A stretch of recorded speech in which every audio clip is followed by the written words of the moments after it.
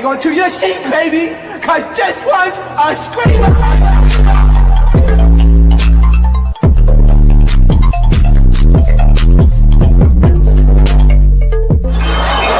Are you not entertained? Are you not entertained? Are you not entertained?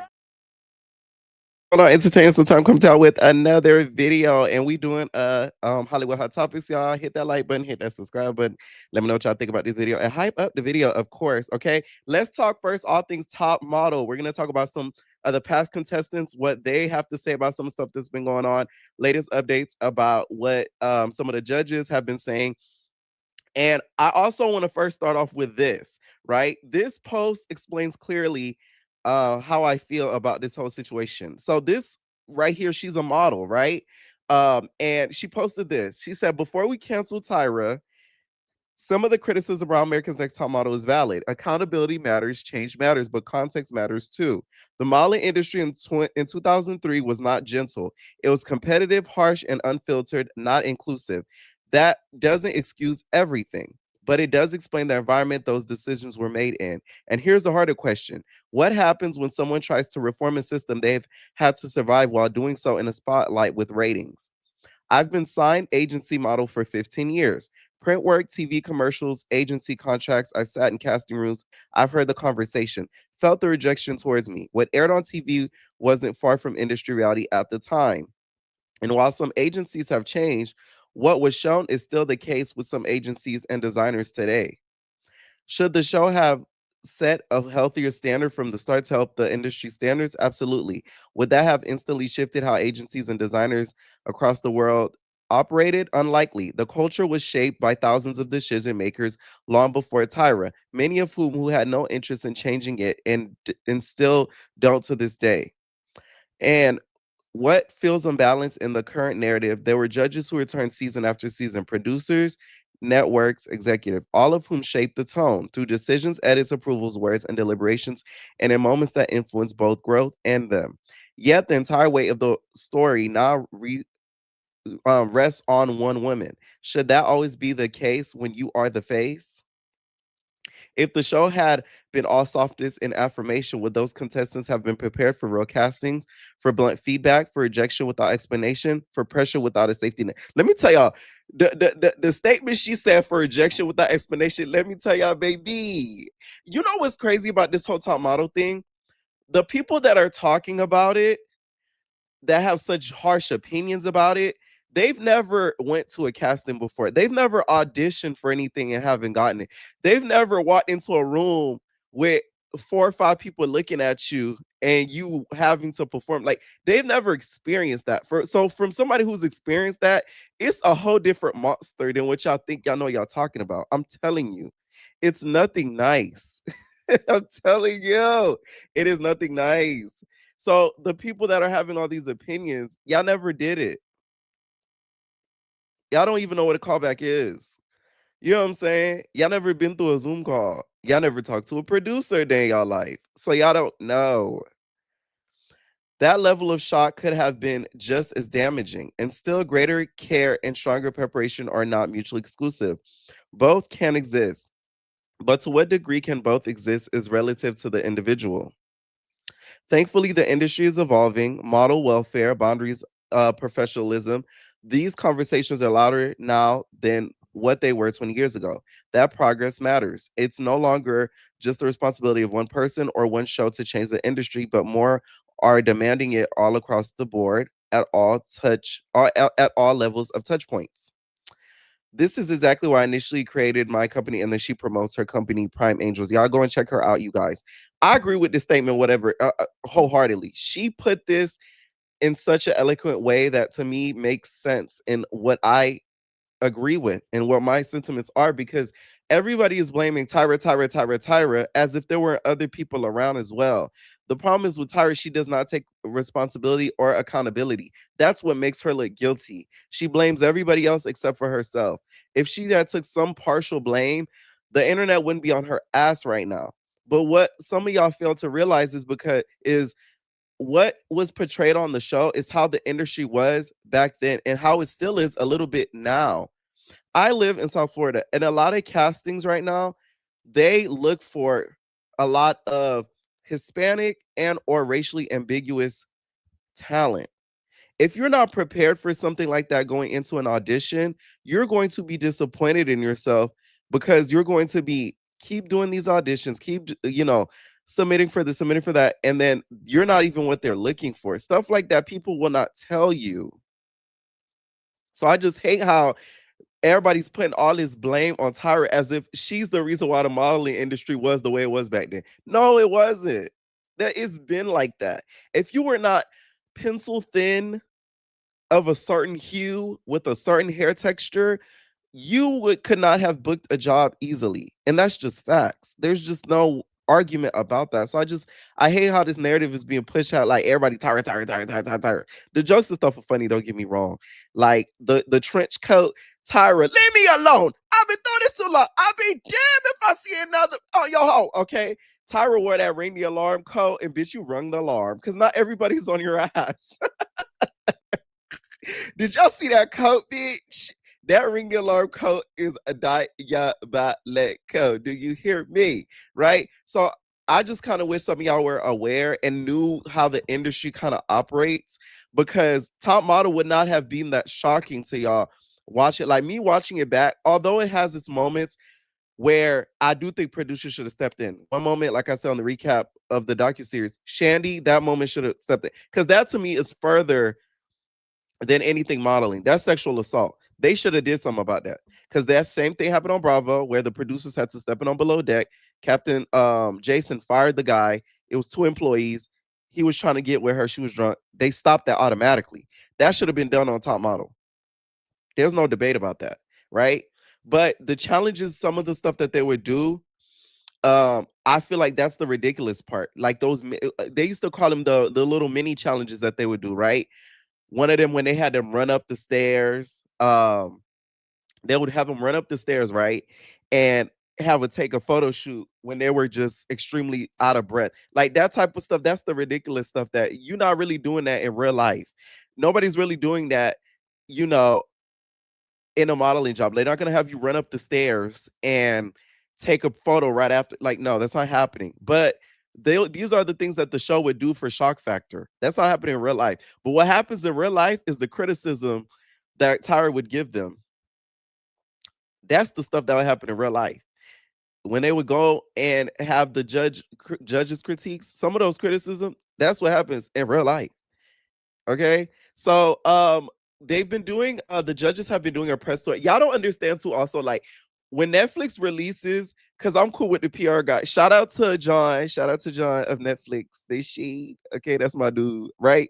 They do when they release a docuseries or anything of like Netflix and stuff, their PR does not play. They push PR like it's going out of business. They go to every type of outlet to do interviews. Okay. That's why when y'all saw members only, why you think I interviewed them? It's called PR, babe. They want you to watch.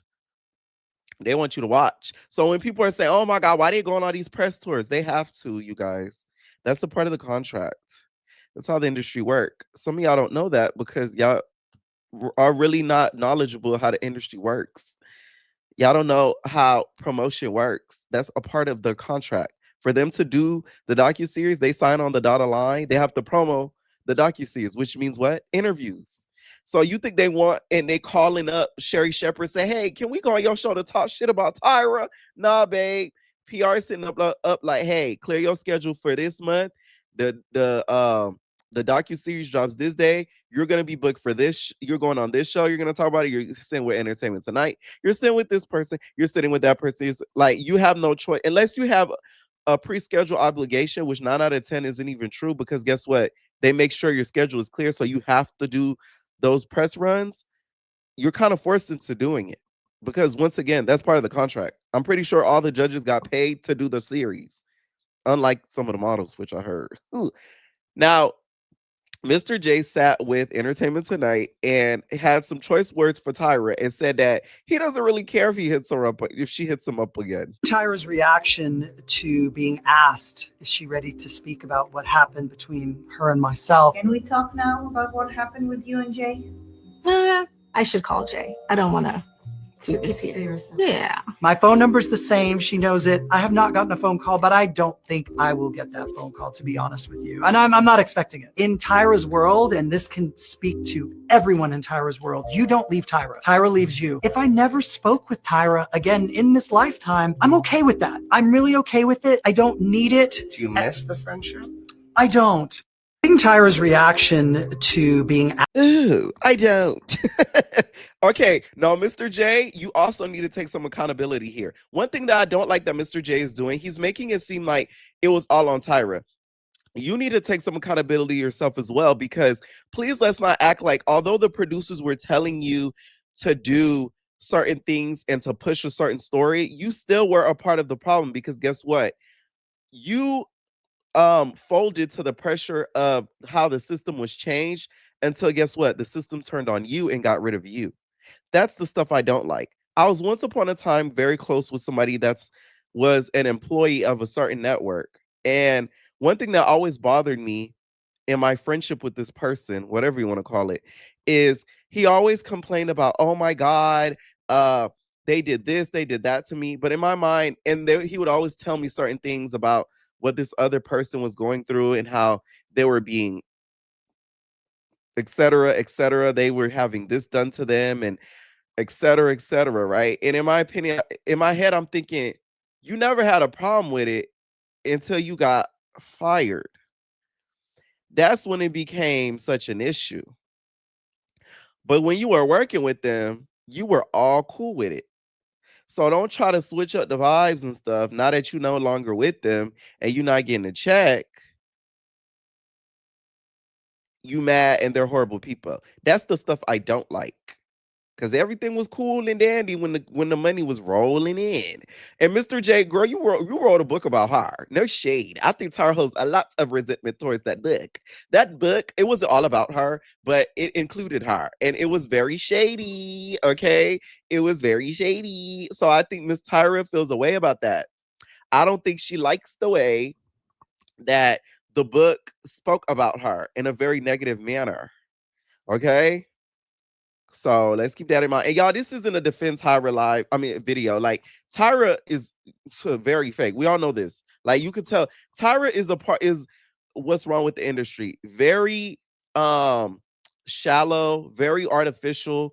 You can tell she doesn't have deep connections with people that she doesn't deem beneficial. That's the problem with the industry. Like very blasé.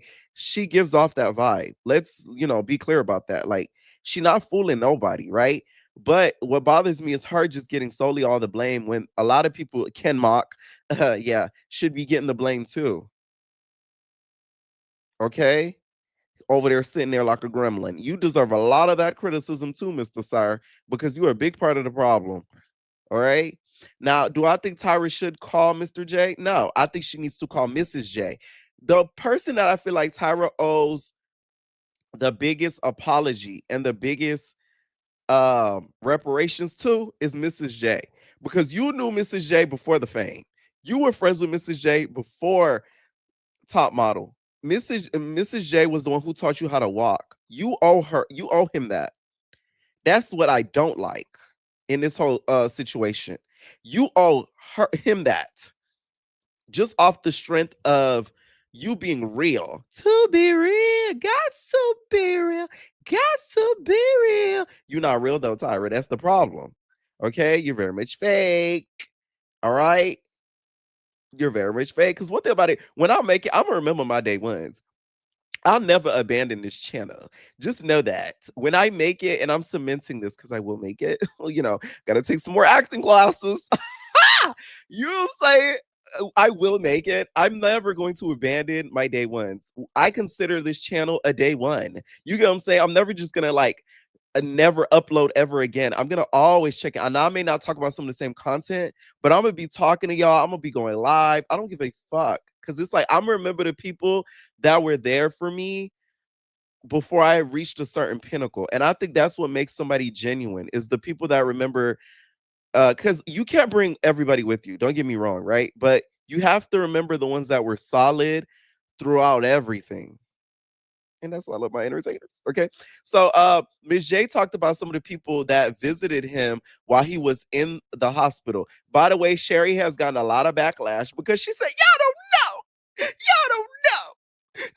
The stuff that you gotta deal with when you are left in charge, the people you gotta answer to. She was doing all that crying and hooping and hollering. Girl, y'all don't understand. Y'all criticizing Sherry. That emotion came from her show getting canceled. Okay? That's where that emotion came from. That ain't got nothing to do with Tyra. She finally let out them tears from her show getting canceled. Let me tell y'all straight up, that does not have an iota to do with nothing of Tyra Banks. Do you hear me? That has to do with her show getting canceled and she finally let out them floodgates, baby. Okay? I can't believe my show got fired. Y'all kept Jennifer's show. You got me fucked up. You see how, and another example too, because we're gonna lead way into this. This is how the industry is very unfair, and that's what Tyra always taught us. The show is unfair. I mean, the industry is unfair because guess what? Sherry's show got canceled. This is a lady with history of journalism. She's had prior talk show experience working at The View. Guess and her ratings were actually really good. People tuned in, right? Guess whose show got canceled? Hers. Guess whose show is still renewed for another season? Jennifer. Lady with no journalism experience, doesn't even know how to interview. Guess what she says? How you do that? That's not an interview. I mean, that's not a question. How you do that? That's what she says on her show. But guess who got another season? Her. This is a prime example of how the industry is not fair. When are y'all gonna wake up? Like everything is in peaches and cream. Like y'all love to go on these like tangents about how people need to be this way and correction, things need to be fair. We could do all these tangents day and night, but guess what? It's not gonna change. Because Sherry should have kept her show over Jennifer. It's no shade. The only thing I feel like that shade saved that lady show was, and I love Jennifer Hudson, by the way, was the Spirit Tunnel. Okay? And her singing. Yeah, out of nowhere. You know what I'm saying? Like that saved a lot of the show. Let's keep it a buck. It's just like the way the industry works. It's not even about credentials anymore. Credentials have thrown out the window. It's not even about experience anymore. It's out of the window. You know, it's all about a look, connections, all of that. It's unfair. Okay. Now, Ms. J said there was a few amount of people that checked on him when he was in the hospital for months. That is too. The Netflix, I feel like didn't go into detail about that. He was in a hospital for months, 5 months, if I'm not mistaken. Yes. And you are, I want to say, ask you, how are you doing now? You're a walking miracle here. I couldn't walk. I couldn't talk. I was paralyzed. And then that's God's favor. One day, I spent a year and 5 months in recovery. So I was inside the hospital. But then they came to visit me, as well as Angela Bassett, just drop names. Okay. And Alfred Witter, Lisa Nash, who called me yesterday, by the way. And then along with, just George Lopez. Yes. No shade. I love it. Okay. That in itself show how much he was loved in the industry. She reached out. Okay. Now, Tyra was not one To that me. visited. Reached out to you. Recently. You better let Miss J talk. Just saying. That Mr. J, oh girl, that grudge that he's holding against Tyra is something nasty.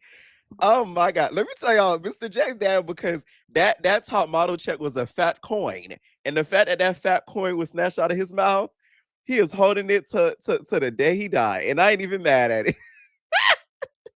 Not gonna lie, let me lose a big bag and it's because of somebody. I'm gonna be in my feelings, okay? I'm mad, okay? Going to be able to get over it that easily. Do you hear me? Okay. Now he did say that Ty reached out recently, as you know, Mr. J made sure to remind Mrs. J. She did. What did she? Can we ask what she said when she reached out to you? Just hey, I'm in New York. I'm in LA. Okay. And You've known Tyra. You helped Tyra. Wow, it's been. But she reached out to me when it first happened. Okay. So, she just. Did she come to see you? Ooh. Okay, now visitors who came to see you. I brought him his lemon cupcakes. But again, just to play devil's advocate here for Tyra too. I mean, look, people are busy. She lives all over the world. She's living in Australia. Things happen. Even if you can't make it in person, which we did, and whatever, if you have a friend or someone you care about, you just go the extra mile, don't you? You do something. I wish Wendy was there, child. Wendy would have been like, Wendy would have went in, y'all. Wendy would have went in, okay? All right, I'm still standing by the fact that she was wrong for not reaching out. She was wrong, okay? There was no excuse for you not to reach out and go there in person for somebody that you knew since you were 17 years old, okay? I just feel like that kind of shows a little bit of her character, okay? Now, let's talk about some of the past top model contestants. Eva, the cap is on your mother head, and I don't know why you sitting up in there lying. The cap for me. Yeah, the cap is on your hair, on the top of your head. The cap is the on wig your is the hair. cap. Now, Eva, no shade. I've watched Eva all throughout the years, from Top Model to Housewives and some other shows that she's been on. Eva, to me, is not the most truthful person. You mean to tell me you did not know the things that happened on the show after you left? Girl, bye. Stop it. You're lying. You are lying. Do you hear me? You're lying. I don't think she's telling the truth at all. She's like, I was watching and I was, like, mind you, I like Eva, by the way. But she be telling some fibs. I ain't gonna lie to y'all. She be telling some fibs. Don't get me wrong. There's certain things she probably didn't know that happened behind the scenes, but the stuff that you saw on the show, we saw the Shandy situation. We saw certain things, how the girls were being fat shamed. We saw like certain things, right? You mean to tell me you didn't know about that? Eva, please sit down somewhere. Deliver me from you, okay? Please. I do like the fact that she did not just give a negative perception, because y'all got to understand, there's a lot of people that were on that show. They had very positive experiences, but that's how the industry is. And I'm going to always reiterate that point. Not everybody has a positive experience with the industry. Some people have a very positive experience and some people have a very negative experience. And some people's experience, it's in between. Somebody like Don Benjamin, he even posted about it. And he said he had a great experience with the show. He's a male. So there's probably certain things that he didn't go through that a woman went through on the show. It just depends on who the person is. Now, them not inviting her to the docuseries, I think was very interesting. I think they were trying to paint a certain narrative, and that's why she was not given a call. We could have invited Mr. Don too. He's so damn fine. Oh, let me stop. And he said, since they're talking about America's Next Top Model on Netflix, I'll throw some moments up for my season cycle 20. I'm still forever grateful to Tyra Banks, Kim Mock, and the entire team for the opportunity. Definitely was not a walk in the park filming the show, but it's reality TV. I was forced to step out of my comfort zone and look at life through a different lens most of the season. I had fun and it changed my life for the better. Took a poor struggling artist and turned my life around. Had to take the opportunity and run with it. Not taking anything away from what anyone else on the show experienced, but my personal experience was fun and life-changing. And I love the fact that he said that, to not take away from other people's experience, because just because you had a positive experience don't mean somebody else had a negative ass experience. And that's what happened with some of the girls on the show. Okay. Child, it was punking him up on the series. I forgot about that. Oh my God. Shout out to Don Benjamin. Okay. His fine ass. And even did the same thing too. I like the fact that she did not take away from some of the negative experiences that some of the girls did have on the show. She sort of still, gave her point of view without taking it away, a la what's her name from Dirty Money? Mrs. Kalina. Because the way Kalina did it was very nasty. You know what I'm saying? She gave her experience to sort of saying he would never do such a thing, and negated all the other people's experience that got abused by Diddy. Okay. Now, another cast member, because this is gonna be a long one, y'all. Ferranda. Y'all remember Ferranda? Ferranda with the mean walk. I love Ferranda, okay? Ferranda gave me like 90s girl from around the way, very much. Like, one thing about watching Top Model, the black girls was always it for me. Like, every season I used to look forward to seeing what black girls they would cast. And I would be like, ooh, they need to cast this black girl, this type of black. Like, I couldn't wait to see which black girl they was gonna cast. Okay.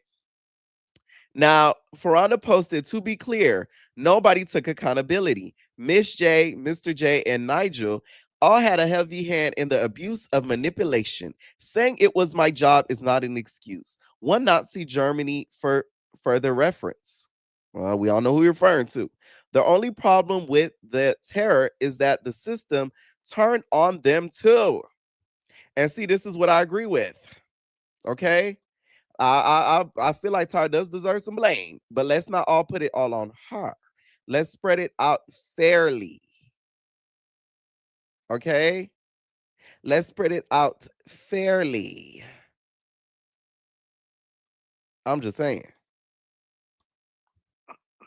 What I appreciate about Top Model, surfacing is all old contestants speaking out.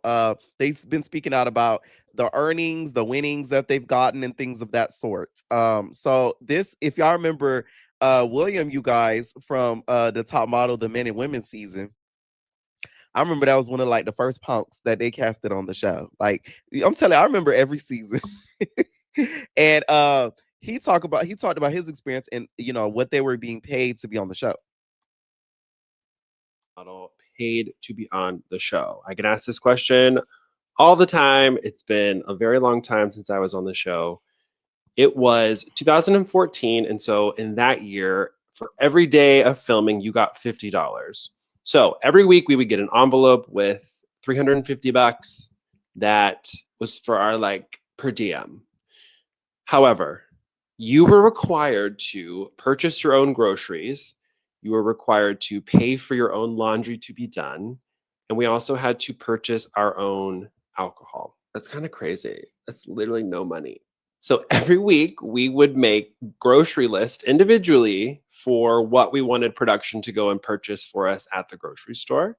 We would have to prepare our laundry to get it overpricedly done. And then also on my season, we had a great time. We drank some alcohol often. It was fun. We had a great time.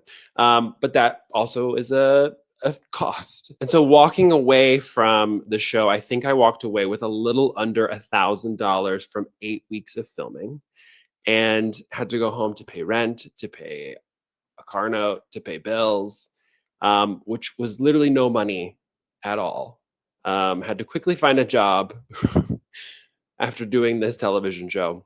I have no idea how I survived after Top Model before moving to LA.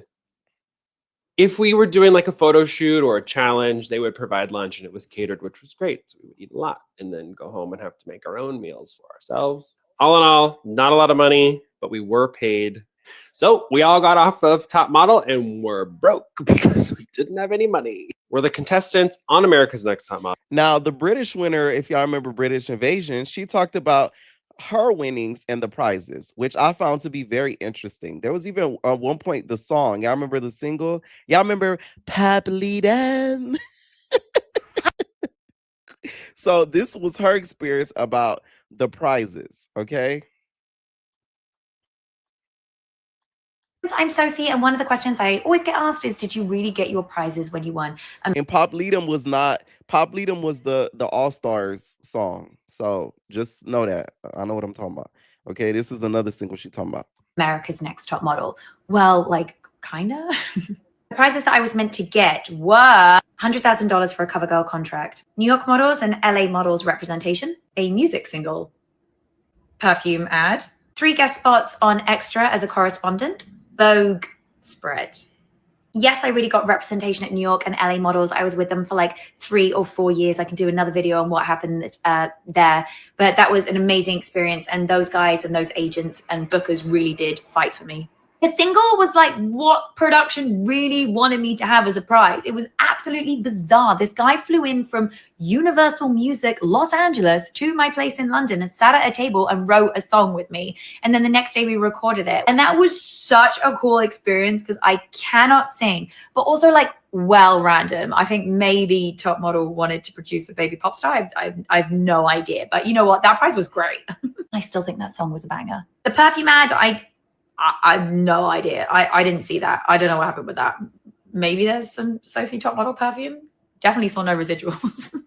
The extra correspondent job is what I really wanted. I really wanted to get into television presenting, way more so actually than modeling. Like I really wanted to do TV. And they gave me one segment and then I never got the other two. But the production team, all the execs at Extra were like, we love you. We want to bring you on. And, you know, all this talk. And then nothing happened. And I feel like that's quite LA. Like people talk about things and then it never follows through.